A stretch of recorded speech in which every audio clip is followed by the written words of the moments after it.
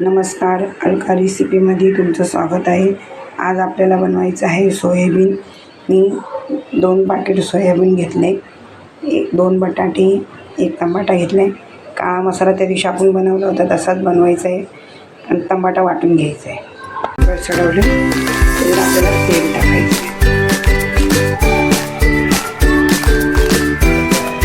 2 कळ्या तेल टाकले।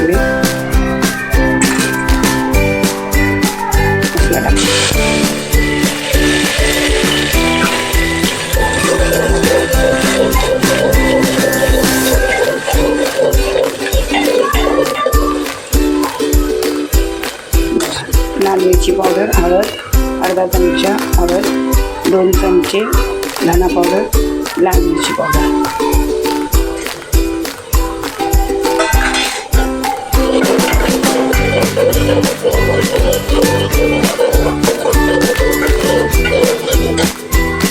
आपल्याला टमाटा पण टाकायचा आहे। टमाटा वाटून घेतला,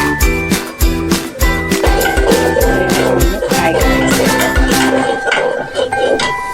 मसाला फ्राय झालेला आहे, छान दिसतोय मसाला। आता आपल्याला टाकायचं आहे सोयाबीन। सोयाबीन टाकायचं, सोयाबीन टाकलं। बटाटे टाकायचे, 2 बटाटे घेतले। चांगलं हलवून घ्यायचं आहे।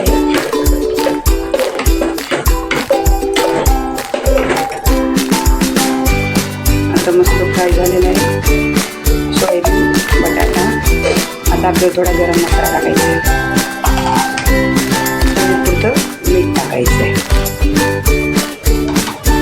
तुम्हाला कसं पाहिजे तसंच टाका।